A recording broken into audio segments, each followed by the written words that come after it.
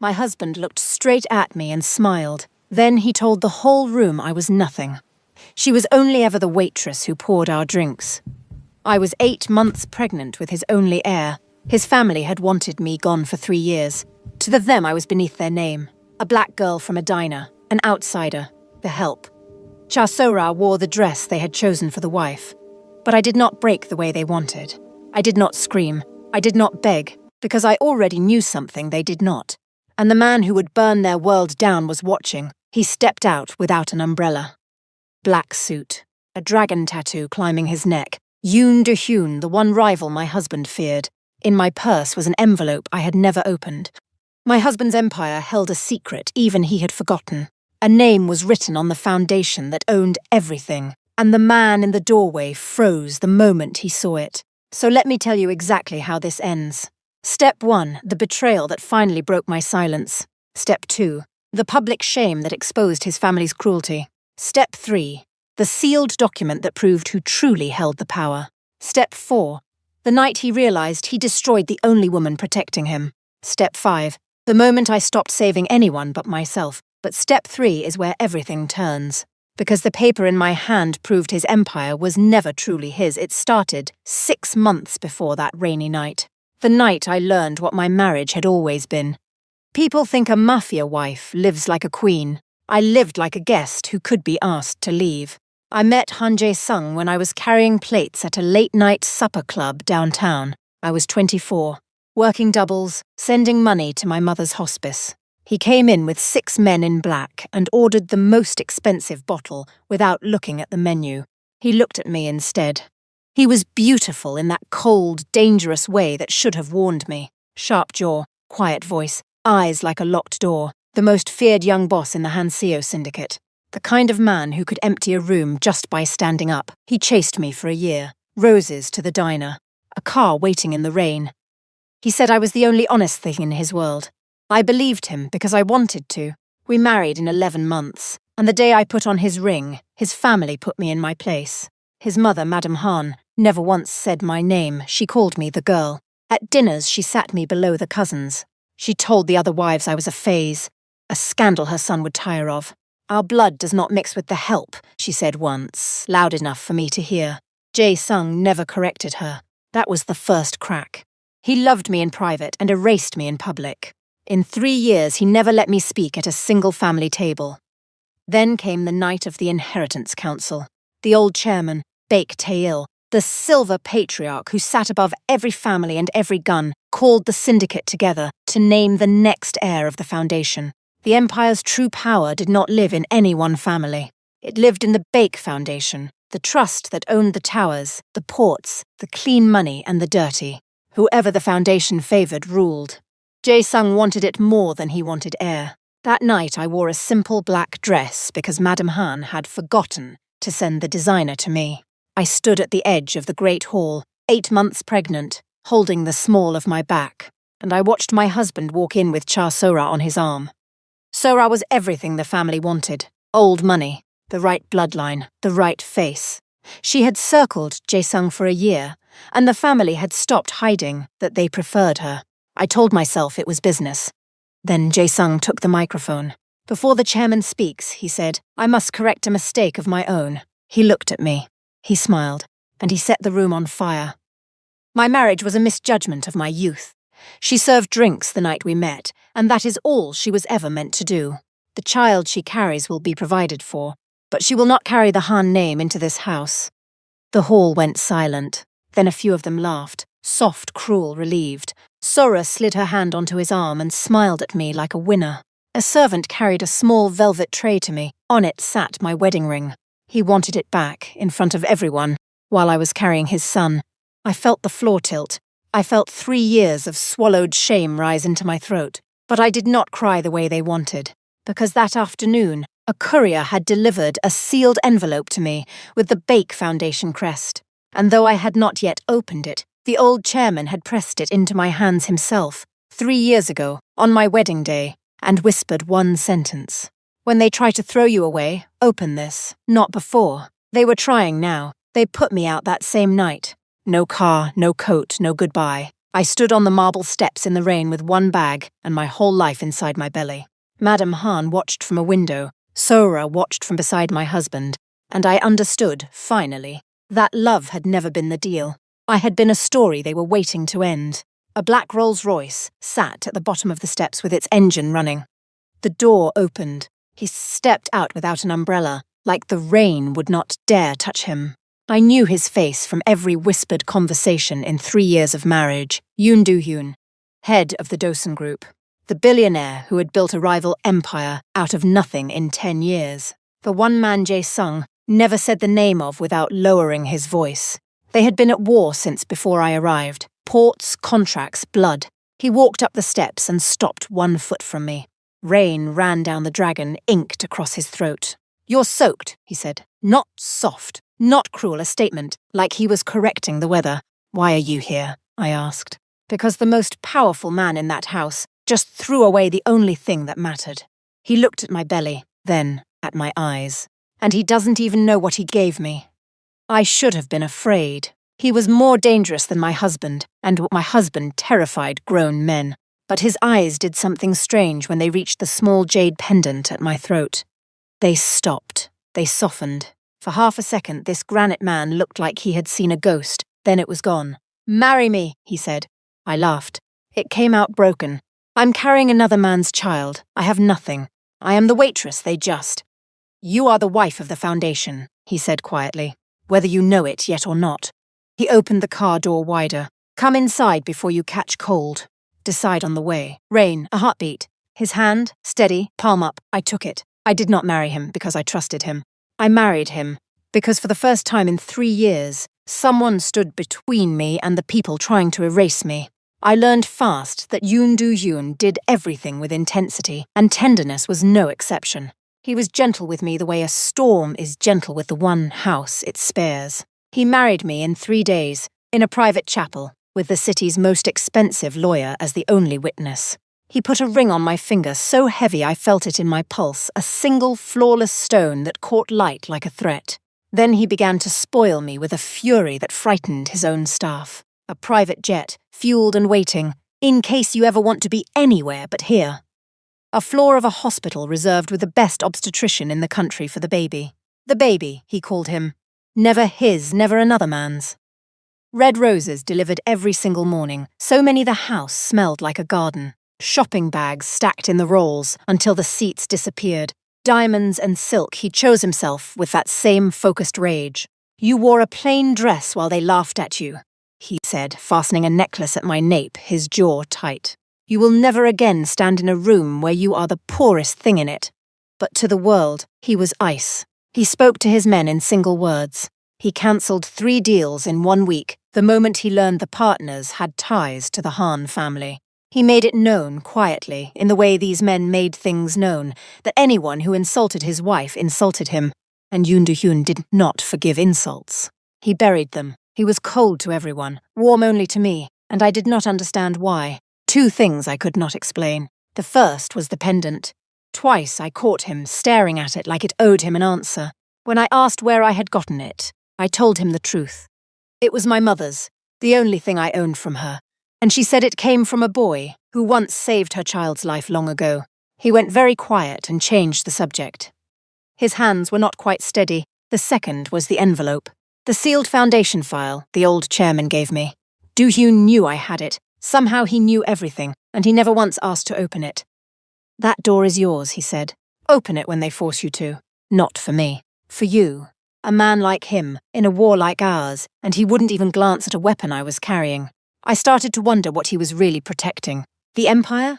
Revenge against Jae-sung? Or me? The Han family did not stay quiet for long. The moment word spread that Yoon Do-hyun had married Jae-sung's discarded wife, the city tilted. It was the greatest insult one mafia house could deliver to another. Their thrown-away wife had become the queen of their oldest enemy. Jae-sung's pride could not survive it. Sora led the campaign, and she was clever. Not jealousy, humiliation. She leaked photos of me carrying plates from years ago to every gossip channel. From the diner to the dynasty, the captions read. She told the wives I had trapped Do-hyun with a baby that wasn't his blood. She made me a punchline in the only world that had ever almost accepted me. Madame Han went further. At a charity gala, one Do Hyun and I attended, because he insisted I never hide. She walked up to me in front of 300 people and said, "Tell me, dear, do you still know how to clear a table?" Old habits. The crowd tittered. I felt the old shame rise. Then I felt Do Hyun's hand close over mine. He did not raise his voice.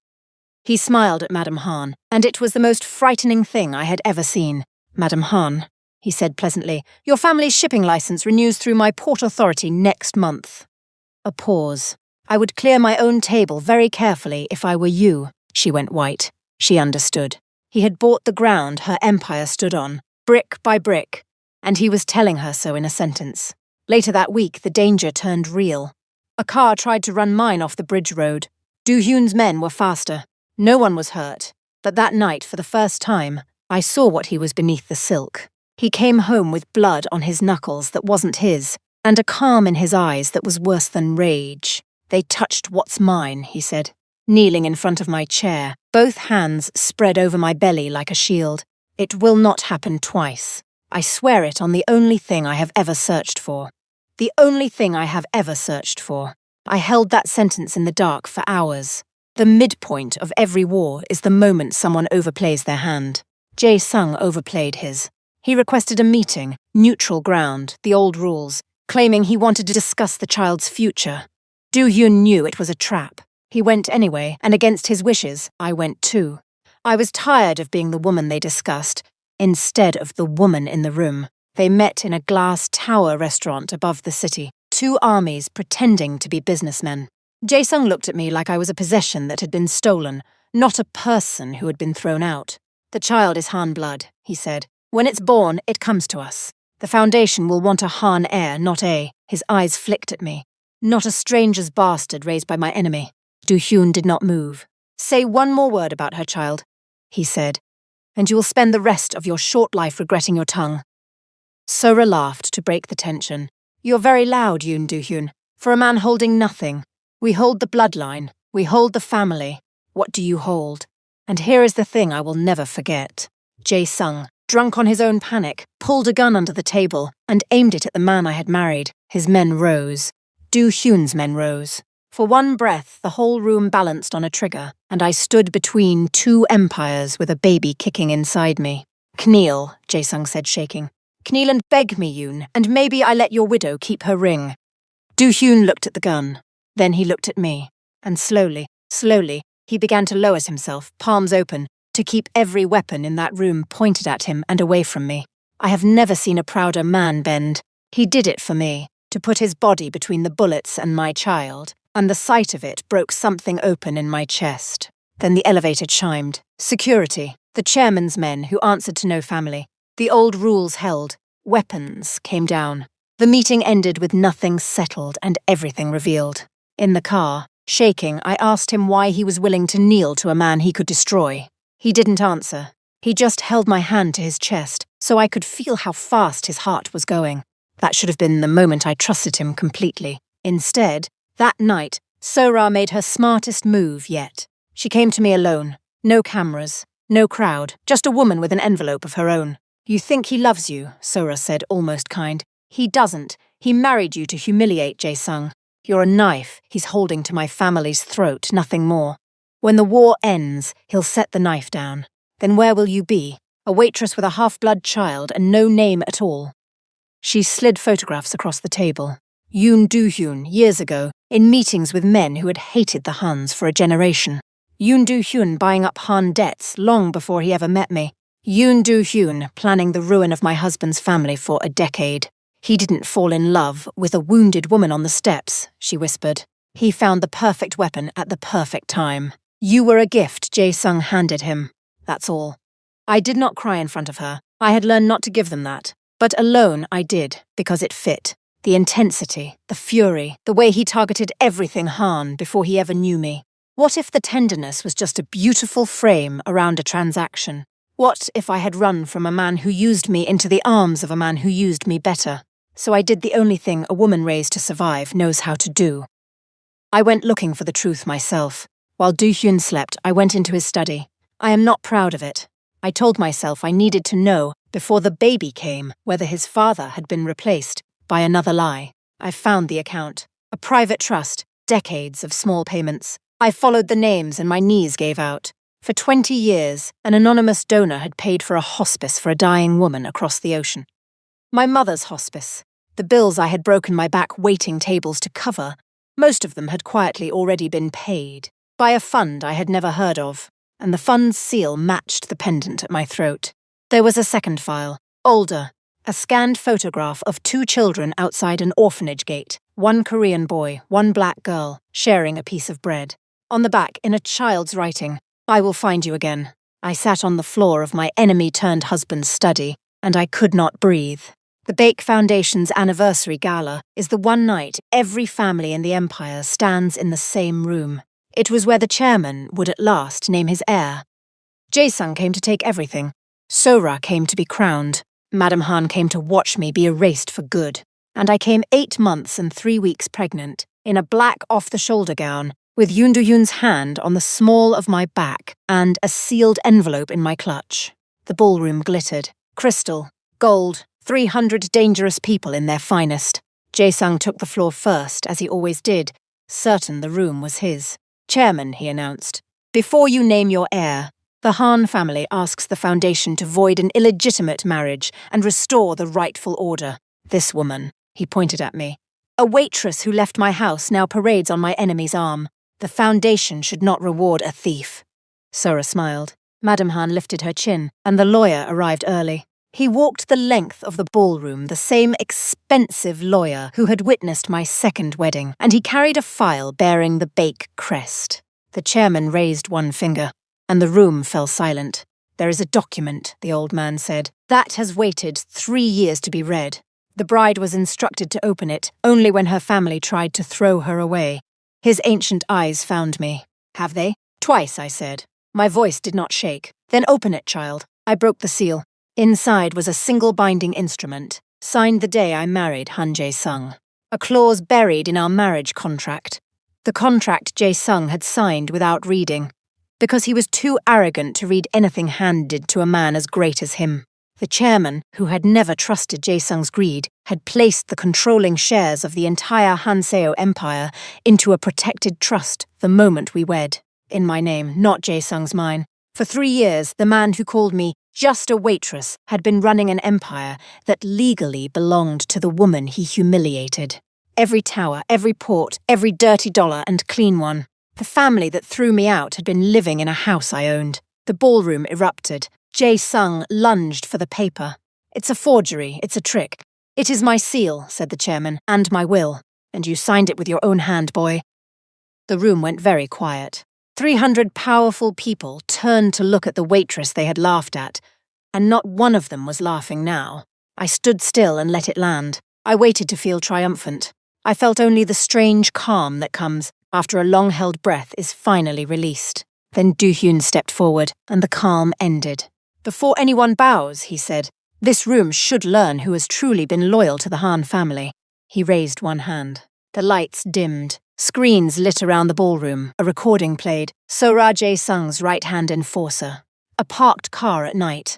For years they had skimmed the family's accounts, fed contracts to outside enemies, and planned to take the empire out from under Jae-sung the moment he had me removed. The audio cut.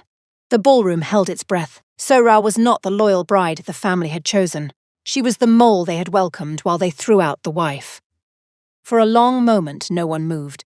Then Madame Han turned on Sora, the council turned on Jae-sung, and the most feared family in the city began to tear itself apart in front of everyone. In the middle of all that noise, Do-hyun reached for my hand and turned me gently to face him. The chaos seemed to fall away. It was only the 2 of us now, standing in the eye of the storm. He reached into his jacket and drew out a thin chain. On the end of it hung the other half of my pendant, the matching piece, broken in 2 a lifetime ago. I stopped breathing. The orphanage gate, the shared piece of bread, the quiet boy I had given it to before the world pulled us apart. The photograph in his study, the promise written on the back in a child's hand.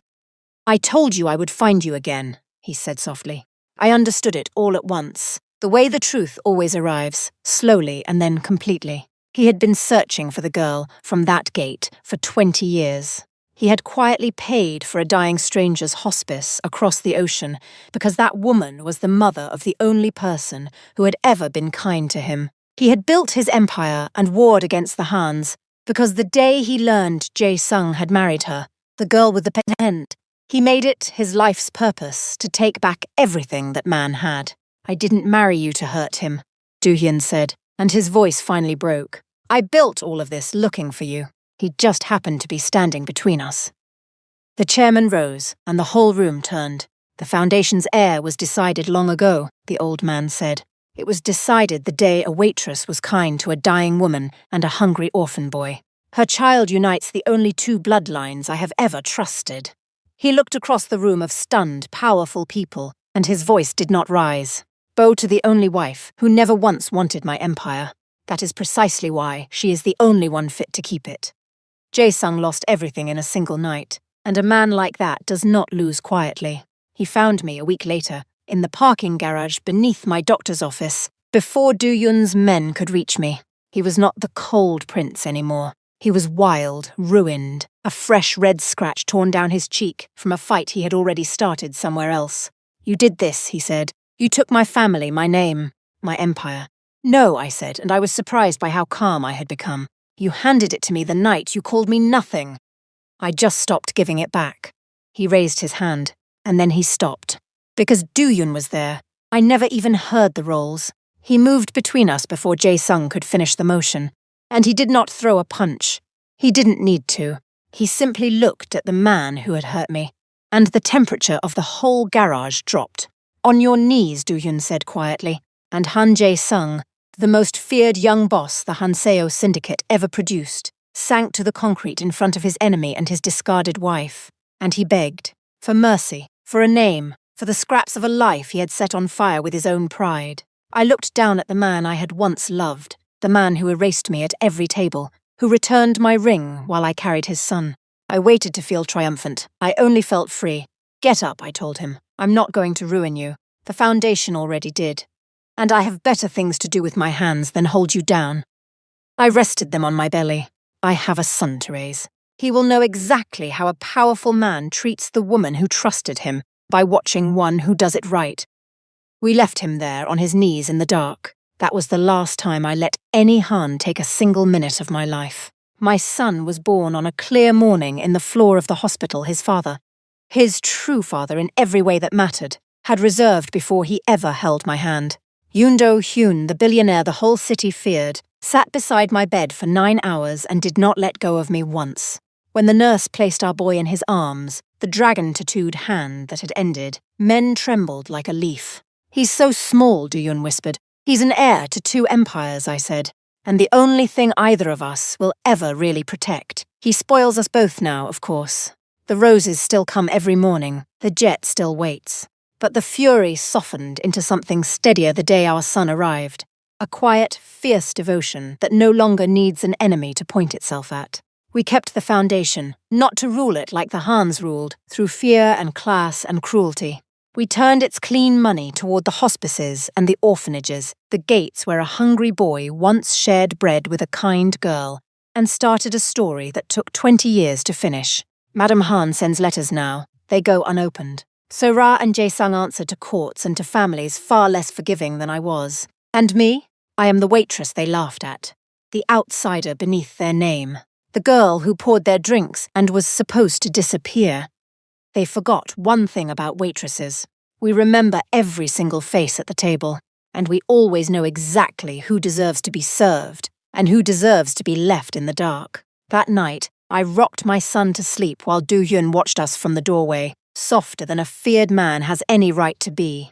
No borrowed name, no empire I had to beg for, just the 2 people who chose me and the one I chose back. I entered their world carrying plates. I left it carrying the future.